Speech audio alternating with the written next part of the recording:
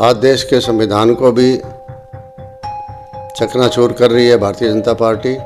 जब ये यात्रा 3.5 महीने से चल रही है, इस दौर में इस यात्रा के उद्देश्य, लक्ष्य, कारपोरेट की आप बात कर रहे हो और बीजेपी की जो नीतियां उस पर बात कर रही है, इसको लेके यहाँ कोई सेमिनार होता है? यहाँ इसका लक्ष्य यही था कि देश के संविधान और देश के प्रजातंत्र को बचाना, इसलिए प्रचार जोरों से चल रहा है, कोई कमी नहीं है, हर जगह मीटिंग हो रही है। ये अलग अलग मैंने कांग्रेस के लोगों से बातचीत की है। आपके जो यहाँ कांग्रेस का जो कार्यालय है उसमें जो लोग, जो उसमें एक व्यक्ति रहता है लंबे टाइम से, वो वहाँ कर्मचारी है लेकिन वो कांग्रेसी है, उसको भी नहीं पता कि मैं कैसे 100 आदमी पैदल यात्री जाए और उन्होंने सबने नाम भेज दिए बाकायदा। सरकार चाहे कहीं भी हो, चाहे हरियाणा में हो और चाहे सेंटर के अंदर हो, चाहे दूसरे प्रदेश के अंदर हो, नीति एक है इनका।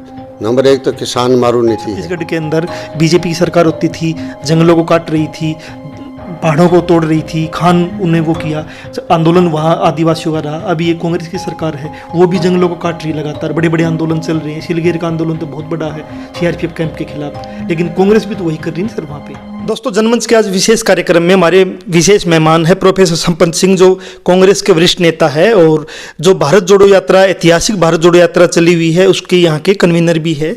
जो यहाँ की जो तैयारियाँ हैं और कितने लोग वहाँ जा रहे हैं, सारी मुद्दों पे हम बातचीत करने के लिए आज प्रोफेसर साहब के साथ आए हैं। तो नमस्कार सर। नमस्कार सर।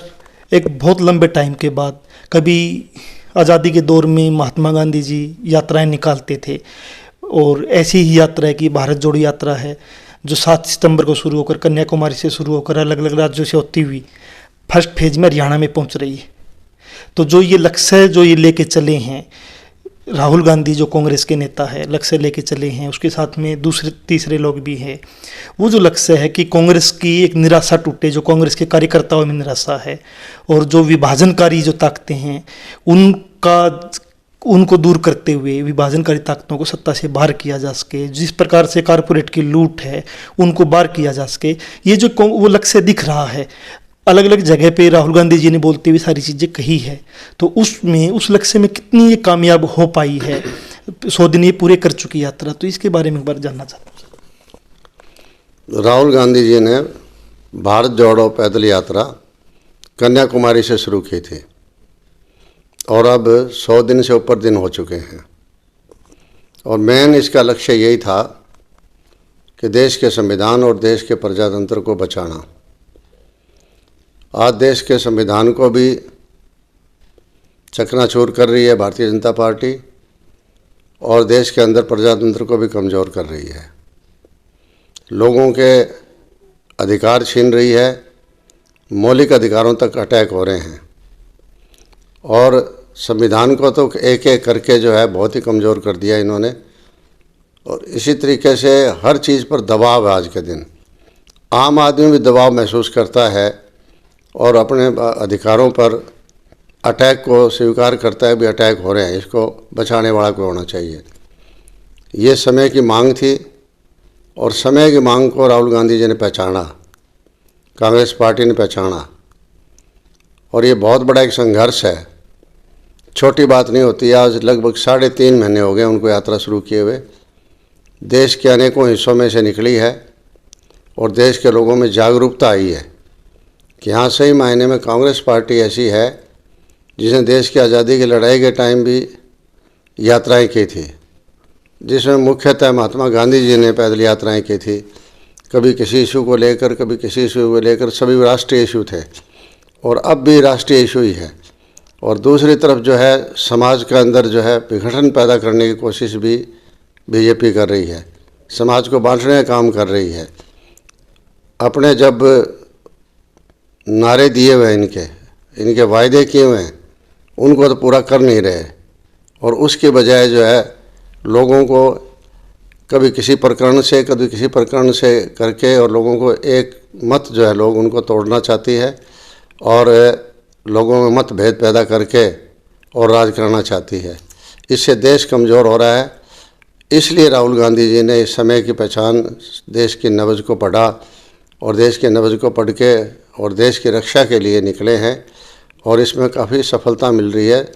जगह जगह स्वागत हो रहे हैं, जगह जगह लोग जुड़ रहे हैं। बहुत से यात्री ऐसे हैं जो पहले दिन इनके साथ चलने शुरू हुए थे और अब तक साथ चल रहे हैं।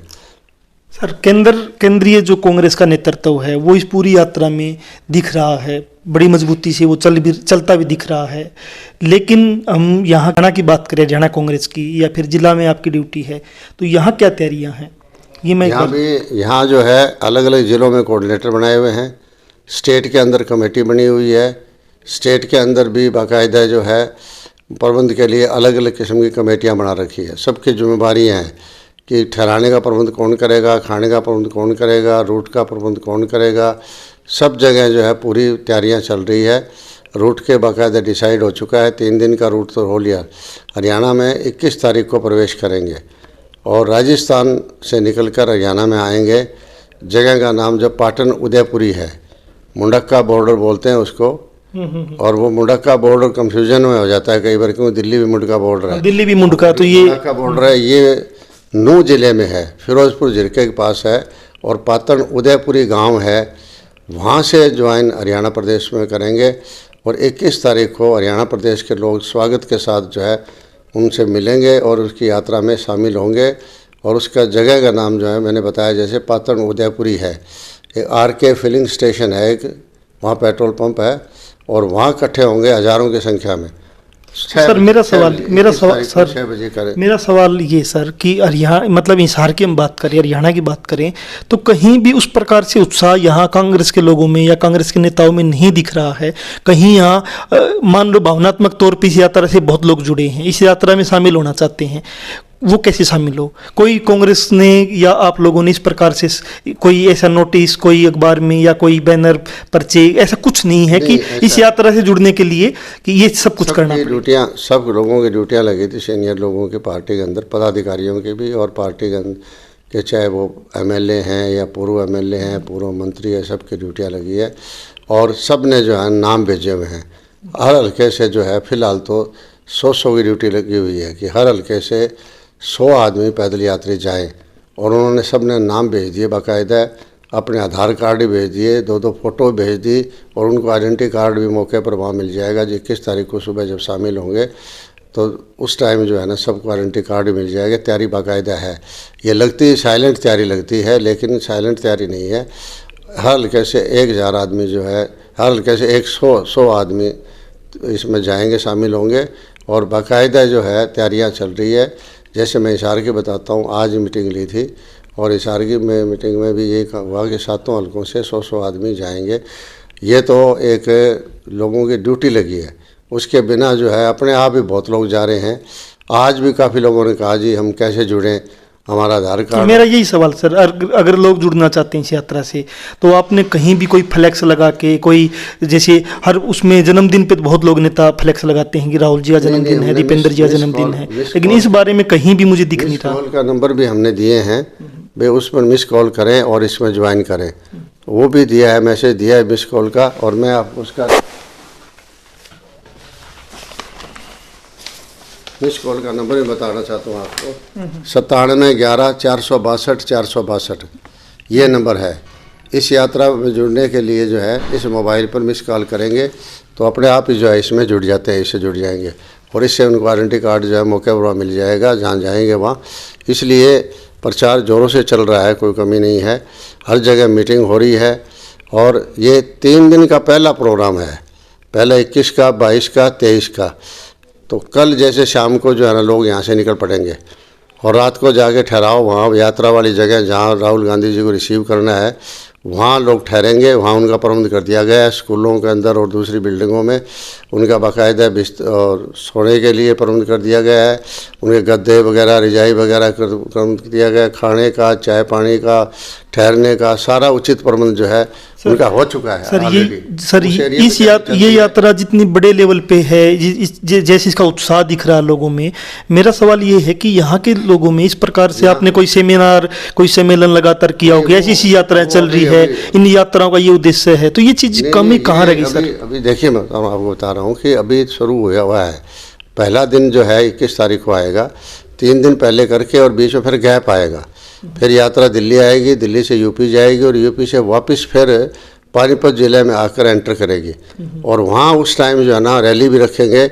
और वो तारीख क्या होता है कि पहले स्टेट बॉडी तैयार करती है रूट को, सेंट्रल बॉडी से पूछ के कि कौन सा रूट आप चाहिए, आपको कहाँ कहाँ से यात्रा निकालेंगे, तो स्टेट अपना सुझाव देती है और सुझाव देकर उसको बाकायदा नापा जाता है। यात्रा के जो फासला है दिल्ली का, उसको नाप के बाकायदा रूट बनाया जाता है और उसी रूट पर फिर सेंट्रल जो कमेटी है वो जाती है और उसको देखती है ताकि पूरी सुरक्षा रहे और पूरा रूट रहे और कहाँ कहाँ से निकलना है वो भी बाकायदा जो है सेंट्रल कमेटी के साथ तालमेल करके बनाती है।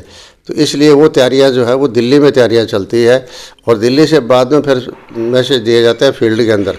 जैसे अब तक मैसेज हमारे पास 3 दिन का आया है, इस 3 दिन के बाद का जो मैसेज आएगा। प्रोफेसर साहब, मेरा कहना ये है कि जब ये यात्रा 3.5 महीने से चल रही है, इस दौर में इस यात्रा के उद्देश्य, लक्ष्य, कारपोरेट की आप बात कर रहे हो और बीजेपी की जो नीतियां उस पर बात कर रही है, उसको लेकर यहाँ कोई सेमिनार होता, यहाँ सम्मेलन होता कि यात्रा चल रही है उसके क्या क्या उद्देश्य है, तो ऐसा मुझे लगा नहीं। सर ठीक है आपकी बात। और मैं आपको ताज्जुब होगा, एक बात बता रहा हूँ सर कि अलग अलग मैंने कांग्रेस के लोगों से बातचीत की है, आपके जो यहाँ कांग्रेस का जो कार्यालय है उसमें जो लोग, जो उसमें एक व्यक्ति रहता है लंबे टाइम से, वो वहाँ कर्मचारी है लेकिन वो कांग्रेसी है, उसको भी नहीं पता कि मैं कैसे शामिल हूँ सर कांग्रेस की इस यात्रा में।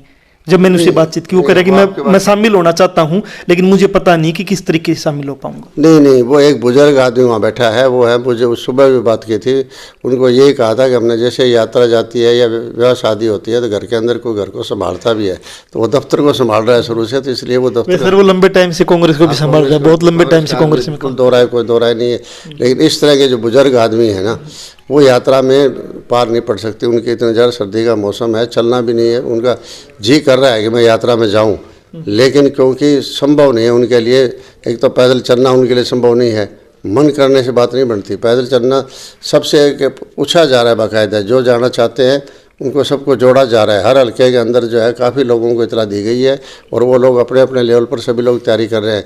कुछ लोग गाड़ियाँ लेके जाएंगे, कुछ लोग बसों में जाएंगे ताकि अपना थोड़ा बहुत खाने पीने का रास्ते का प्रबंध भी करके जाएंगे, रास्ते में कहीं न कहीं जो है रुकने का प्रबंध भी करके जाएंगे। इसीलिए ये सोच समझ के प्रोग्राम हमने बनाया कि इसके अंदर, प्रोग्राम के अंदर जो है कल दिन में ही निकल जाए, क्योंकि कल अगर रात को जाते हैं, मान लो कोई 10 बजे जाता है, रात को कोई 11 बजे जाता है, कोई 6 बजे तो पहुंचना है, यात्रा में शामिल होना है, तो फिर यात्रा नहीं कर पाएगा वो।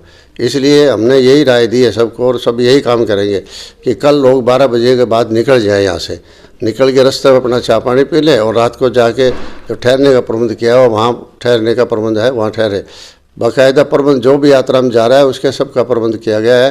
किसी के पास गाड़ी है तो कम, मान लो एक सवारी कम है तो उसको उसके साथ जोड़ा गया है। हर एक को ये बताया गया है कि भाई कोई आदमी ऐसा ना बचे जो जाना चाहता और बिना साधन के रह जाए, क्योंकि साधन लोगों के पास है, आजकल गाड़ियों की कोई दिक्कत नहीं है, लेकिन कई बार उनके पास आदमी नहीं होते। तो बहुत ऐसे भी मजदूर गरीब लोग सर जिनके पास साधन नहीं, बस का किराया भी नहीं होगा, इसलिए उनको इसलिए किया गया है। जैसे मान लो कि मैं हूँ, मेरे पास अगर मान लो 2 ही आदमी हैं तो मेरी गाड़ी के अंदर 3-4 आदमी और भी आ सकते हैं। ऐसे जो लोग जिनके पास साधन नहीं है उनको उनका तालमेल बिठा रहे हैं, बाकायदा टेलीफोन करने पर लगे हुए हैं सारे सबको। और ये तैयारियां जो है ना, आज एक किस्म का अंतिम दौर चल रहा है तैयारी का और आज शाम तक सारी तैयारियां पूरी हो जाएगी और जो जाना चाहते हैं वो सब लोग जाएंगे। सर मेरा आखिरी सवाल रहेगा, मैं ये और जानना चाहता हूँ सर कि जिस लक्ष्य को लेके ये चली है, और मैं आपको पढ़ भी रहा था भारत जोड़ो यात्रा के बारे में कि जो फूट प्रस्त ताकतें हैं, जो देश को तोड़ना चाहती है, जो आज सत्ता में बैठी है, उसमें सब साफ साफ बातचीत हुई है। राहुल गांधी के मैंने इंटरव्यूज भी सुने इस दौर में, वो कह रहे हैं कि कारपोरेट को जिस प्रकार से छूट दे दी गई है, लोगों को लूटने की, निजीकरण की भी बातचीत की गई है, जल जंगल जमीन को लूटने की बातचीत की गई है। तो इन सारी जो एक लक्ष्य है, क्या हरियाणा में इसका कोई रिजल्ट आप मैं भविष्य में देख सकता हूँ कि हरियाणा में बीजेपी सरकार है, जिस प्रकार से वो निजीकरण कर रही है, रोजगार को उसने खत्म कर दिया है, दूसरे रोजाना ये आंदोलन भी होते हैं, उनसे बातचीत भी नहीं करते, तो क्या भविष्य में कांग्रेस इसका कोई फायदा उठा पाएगी? स्वाभाविक है, इसीलिए तो ये किया गया है कि ये बीजेपी सरकार चाहे कहीं भी हो, चाहे हरियाणा में हो और चाहे सेंटर के अंदर और चाहे दूसरे प्रदेश के अंदर हो, नीति एक है इनका। नंबर 1 तो किसान मारू नीति है। किसानों के अभी तक कहीं भी मुआवजा नहीं मिला है, जितना मुआवजा नष्ट, फसलें नष्ट हुई थी, 3-3 साल का मुआवजा लटक रहा है उनका। प्राइम मिनिस्टर फसल बीमा योजना जरूर बना ली है, उसमें पैसे किसानों के कट जाते हैं, स्टेट गवर्नमेंट अपना कंट्रीब्यूशन दे देती है, सेंटर अपना कंट्रीब्यूशन दे देती है, वो कंपनियों के पास ही रह जाता है, किसानों तक नहीं पहुंच पाता है। तो ये भी जाति किसान के साथ कर रखी है। जगह जगह मतलब खरीद जो है, खरीद के लिए भी किसान को ठोकर खानी पड़ती है। कहीं वो उनका ये पोर्टल बंद मिलता है, कहीं कुछ बंद मिलता है, किसी दिन कोई ऐप बंद हो जाती है। सबको लोगों को जो है ना एक इलेक्ट्रॉनिक्स के सहारे छोड़ दिया। इलेक्ट्रॉनिक्स का इतना प्रबंध है नहीं, सारी चीज़ें ऑनलाइन कर दी। ऑनलाइन का मतलब है कि ऑफलाइन ख़त्म, एकदम के ऑफ कर दिया उसको, लाइन को जो है ना ऑफलाइन भी नहीं रखा, बिल्कुल लाइन ऑफ हो गई है। तो लोग तंग आ रहे हैं, किसान दुखी हो रहे हैं। लेकिन सर कांग्रेस सर को भी नहीं दिखती कभी भी। ऊपर से कोई बड़ा प्रदर्शन आ गया तो उसकी तैयारियों में तो दिखेगी कांग्रेस के लोग, लेकिन अपनी तरफ से कोई यहाँ लगातार मिड डे मील प्रदर्शन में नहीं दिखती। अपनी तरफ से भी प्रदर्शन किए हैं, इसी तरह बेरोजगारी के खिलाफ प्रदर्शन किए हैं, महंगाई के खिलाफ भी प्रदर्शन किए हैं। सबसे ज़्यादा आज बेरोजगारी है, नौजवानों की तरफ सरकार का कोई ध्यान नहीं है। हरियाणा प्रदेश का तो विशेष करके 200, 300 किलोमीटर दूर जाकर बच्चे जो है अपना इम्तहान देते हैं, और इम्तहान देकर आते हैं नौकरी के लिए, अगले दिन अखबारों में पढ़ते हैं कि पेपर लीक हो गए। एक नया बैरिकेड लगा मिलता सर, आगे वही है, पेपर लीक पास भी हो गए तो सर बोलेंगे कि आप एलिजिबल ही नहीं हो, आप एलिजिबल नहीं है। दूसरा ये है कि पेपर लीक हो गया, पेपर लीक हो गया मतलब फिर पेपर कैंसिल हो गया। तो इतनी दूर जाओ, 300 किलोमीटर तक। हम बार बार मांग करते हैं कि इनके ज़िलों के अंदर ही प्रबंध क्यों नहीं किया जाए, क्यों इनको 300 किलोमीटर चक्कर कटाते हैं, इतना खर्चा लगता है, इतना मतलब लोग परेशान होते हैं, दुखी होते हैं। पहले दिन जाना पड़ता है, रात को ठहरना पड़ता है, इतना पैसा खर्च होता है और अगले दिन रिजल्ट नहीं निकलता है।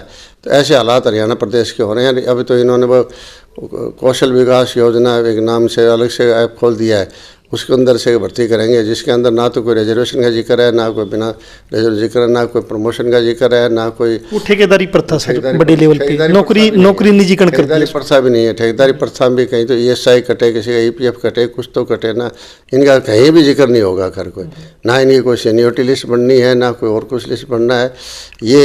लेकिन सर कांग्रेस की तरफ से भी ये नहीं आ रहा ना कि अगर हमारी सरकार आती है केंद्र में या स्टेट में तो हम निजीकरण को वापस करेंगे। सर हो क्या रहा कि मैं बात मतलब करूं तो छत्तीसगढ़ के अंदर बीजेपी की सरकार होती थी, जंगलों को काट रही थी, पहाड़ों को तोड़ रही थी, खान उन्हें वो किया, आंदोलन वहाँ आदिवासियों का रहा। अभी ये कांग्रेस की सरकार है, वो भी जंगलों को काट रही, लगातार बड़े बड़े आंदोलन चल रहे हैं। सिलगेर का आंदोलन तो बहुत बड़ा है CRPF कैंप के खिलाफ, लेकिन कांग्रेस भी तो वही कर रही है सर वहाँ पे।